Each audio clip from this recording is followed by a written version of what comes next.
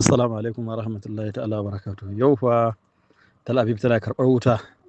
Wasu makamai ne kala daban sun ce wai Kwaram Shak ne da ma wanda suka fi Kwaram Shak hatsari yanzu haka suna nan tana karɓar wuta ta yau Tel Aviv.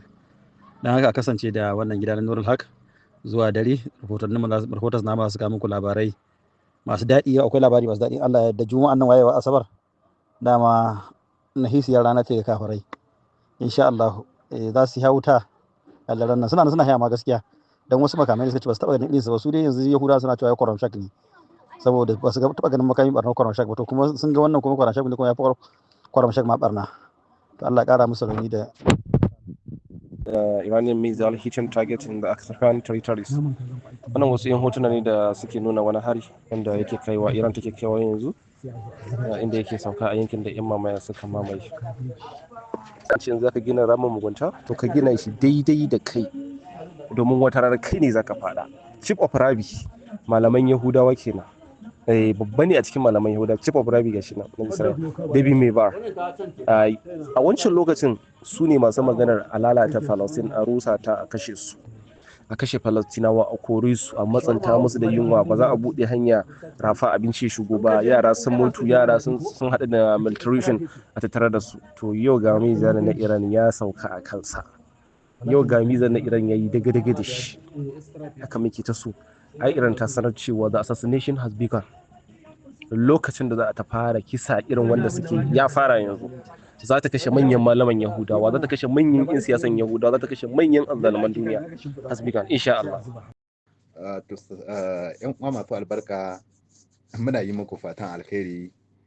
Muna fatan yan uwa kuna biye da mu sau da kafa game da wannan takaddama da ake yi ta abin da ya shafi gwabzawa tsakanin Iran da kasar Amurka da kasar Isra'il. To idan yan uwa ba su mance ba, shugaban kasar Amurka ya yi ikirarin cewa ya riga ya ci nasara game da wannan yaƙi da ake yi tsakanin shi da Iran a cikin makonni biyu, wanda zallar ƙarya ce. Yau zan tabbatar muku da cewa zallar ƙarya ce yake yi. Wannan wani bayani ne da kamfanin tashoshin jiragen ruwa na ƙasar Iraki ya sanar a ranar Alhamis, ranar jiya kenan, na cewa wasu tankokin mai guda biyu da suka lalace sun kama da wuta a tekun Iraki, inda hakan ya yi sanadiyar mutuwar ma'aikacin jirgin guda ɗaya yayin da aka ceto wasu mutane guda 5. Wannan dai harin, idan ba ku mance ba, hukumomin Iraki sun bayyana wannan ne wasu jiragen ruwa na Iran makare da abubuwan fashewa ne suka kai wa jiragen hari a cikin daren. Aƙalla ma'aikacin jirgi guda ɗaya ne ya mutu a cewar su. Wannan Iraki ce take tona ma shugaban ƙasar Amurka asiri na cewa ya ci nasara game da yakin nan. Wai tana nuna mishi ne, to in an ci nasara bayan da za a yi wa hakan ya rika faruwa fa. Sa'anni kaɗan ne kafin hakan aka kai wa wasu jirage guda 3 hari a yankin tekun Fasha da kuma rundunar tsaro na juyin juya hali na musulunci ta Iran da ta ɗauki alhakin ɗaya daga cikin waɗannan har-haren wanda aka kai wa waɗannan katon jirgin na ruwa na ƙasar Zalland da aka cinna ma wata wuta wadda dakarun tsaron Iran suka ce ya ƙi bin umarninsu ne, shi yasa suka yi hakan. Da haka Amurka, maganganun da suke yi, shugaban ƙasar Amurka, Iraki ce take hutawa tana ƙaryata waɗannan bayanan da shugaban ƙasar Amurka ya na cewa ya ci nasara a wannan har-haren da suke tsakanin shi da Iran. Domin wanda ya ci nasara bayan da za a yi wannan ƙaton jirgin da aka kai ma wannan harin, aka kunna mai wannan wuta, ka ce wai ka ci nasara. Ta ina ka ci nasara? Ta ina ka ci nasara? To kai abin da ya dace ga wanda yake magana ya ci nasara yana hutawa yana bayanin cewa wai cikin wani sakaran bayani wa aka ce gwamnatin Amurka ta sanar da cewa za ta bayar da ladan dala miliyan 10 ga duk wanda ya bayar da sahihin bayani game da inda sabon jagoran addinin musulunci na Iran yake, da kuma sakataren majalisar tsaro na ƙasar Iran. Wato duk wanda ya ba da wannan sahihin bayani game da wannan al'amuran, to Amurka ta fito fili ta ce yana da tukuicin da suka kai dala miliyan 10. Wannan tukuicin shi ne.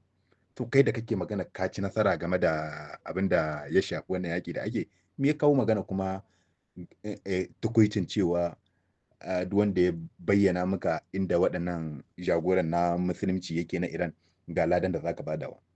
Hakan ya nuna cewa ma Iran ma ta gagare ku, tana da wata fasahan ma da ba za ku iya yin komai da shugabanninta ba. Shugaban ma da ya rasa ran shi, wanda kuka ce kun kashe, kawai lokaci ne yayi, kuma shi ya zaɓi hakan, domin ai an sha jin bayanan shi na cewa shi yanzu babu wani abin da ya rage mishi illa ya runguma abin da ake ce ma shahada da hannu biyu. Shahada da hannu biyu shine ya nuna cewa ba zai kauce daga inda yake ba. Inda talakawa suke rayuwa shi ma zai rayu inda kuka san yake. Duk abin da za ku iya yi ku yi, domin duk abin da Allah ya rubuta ma bawa, to bayan da za a yi bawan nan ya zo ya ce zai iya ƙetare wannan abu. Abin da muke so da ƴan uwa ku gane, Amurka, Iran in ta ba da dama ma duk abin da kuke yi na hare-hare, kawai tana kallon ku ne, tana ba ku dama ne. Amma Iran yau ta kai matsayin da ita take sawa a yi, ita take hanawa kuma a hannu. Domin abin da zai tabbatar muku da haka cewa ai Iran ta huddo sanarwar cewa duk wanda ya bi hanyar nan ta mashigar teku na Hormuz, to lalle wannan babu wannan magana. Wannan sai ta ba da izini a shiga, wanda ta nuna cewa dole duk wani wanda yake so ya amfani da wannan hanya sai ya kori jakadan ƙasar Amurka daga cikin ƙasar shi. To a ɓangaren sai muka ga ita Iran ta ba wa jirgin ruwa na mallaka ƙasar Turkiya da ke jira kusa da Iran izinin hucewa ta hanyar mashigar ruwan Hormuz, bayan da hukumomin suka sami izini daga Tehran, in ji shi ministan sufuri na abubuwan more rayuwa na ƙasar Turkiya, wato Abdulkadir, ya fito ya bayyana wannan abu. To yanzu jama'a, mutanen da ake cewa an gama da su, an ci nasara a kansu, yau ga su wajajen da duniya take bukata na abin da ya shafi ɗanyen mai, ko kuma mai da suke amfani da shi, yau wannan ƙasar da ake cewa an ci nasara a kanta, ita ce ta zo ta ɗora jan layi cewa duk wani jirgi da zai huce sai ta bashi umarni, in ba haka ba to ba sai ce zai amfani da wannan hanya ba. Kuma gashi ƙasa Turkiya ita da kanta, ministan sufuri na abubuwan more rayuwa, su da kan suka fito suka bayyana wannan izinin da suka samu da ƙasar Iran. Yanzu kai shugaban ƙasar Amurka da kake magana ka ci nasara, wanda ya ci nasara ya za a yi a ce har yanzu mutum, ƙasa tana nan tana ɗora dokoki, kuma dole har muna gani a aikace wasu sun bi umarnin, kuma an ba su dama suna aiki akan wannan lamarin, kuma ka ce ka ci nasara. Wanda ya ci nasara ne aka zo aka kai hari ga jiragai, manya-manyan jiragen ku wanda aka ƙona su, wanda hare-hare ana ta kaiwa ba dare ba rana. To da haka yan uwa, shugaban ƙasar Amurka duk wasu maganganu da yake faɗi shatuka shi ne kawai, ba wata nasarar da ya ci. Su ma yanzu al'amarin sun rasa ya za su yi da shi, domin yanzu ana magana a zo a samu wajen da za a yi a sulhunta. To amma sulhun ba zai yi ba, dole shugaban ƙasar Amurka in ma sulhun zai yi, dole sai ka bakunci lahira sulhun nan da za yi. Da kai da Prime Minister na haramtacciyar ƙasa, wannan dole Iran sai ta ga bayan ku, ko da za a koma a sulhunta. Domin ku ne annobar duniya a wannan zamani yanzu. Ku ne annoba a duniyan nan.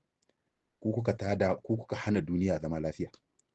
Domin wannan yaƙe-yaƙen duk wata ƙasa duk wata ƙasa da ta fuskanci wani abin da ya shafi wargazewa tattalin arziki, to ku sani ƙasar Amurka da ƙasar Isra'il su ne sila. Su ne sila, domin su ne suka ɗauko daman su tarayyar Turai sun nuna ma ƙasar Amurka al'amarin nan haka a fara. Ya yi kunnen uwar shegu ya ce kai, shi fa Iran kawai sai an yi abin da za a yi. Yanzu kuna ga inda ta kai ta kawo, yanzu ƙasar Turawa tana cikin wani mawuyacin hali na rashin tabbas na abin da ya shafi matsi game da abin da ya shafi tattalin arziki ta kowane ɓangare, abubuwa suna nema su rogaje. Wagga hanya ce wadda take ƙara tabbatar muku cewa wannan ƙarfi da suka riƙe, to ina gani yanzu wanga zamani kuma sai dai a yi haƙuri. Kuma Iran tana nan hari inda ta ga dama kaiwa kawai take, duk inda aka mata rashin kunya kawai tahiya take ta yi lugudan wuta ta huce. Kuma ƙasar ce da ake cewa an ci nasara a kanta. Don haka sauran ƙasashe na Larabawa muna kira zuwa gare ku, ku gane cewa wannan shugaban ƙasar Amurka yana son ya muku shigo ba zurfi ne. Ku tashi daga dogon barcin da kuke, ku nemi hanyoyin da za ku shirya da ku da Iran ko kun samu zama lafiya. Domin ba yiwa maƙiyinka kana kallo yana tafiya yana amfani da wani makwabci kuma ka ce za ka zuba ma makwabcin ido. Dole ko akan aƙida guda kuke, ya zamanta shi munafiki ne wanda dole ka ɗauki mataki a kan shi.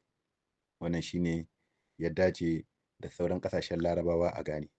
Sai kuma mu waɗannan da muka samu 'yan uwa musulmai, musamman ma nan ɓangaren mu na Afirka, akan samu wasu suna fitowa suna ta sambantun baki na cewa Iran ba akan daidai take ba.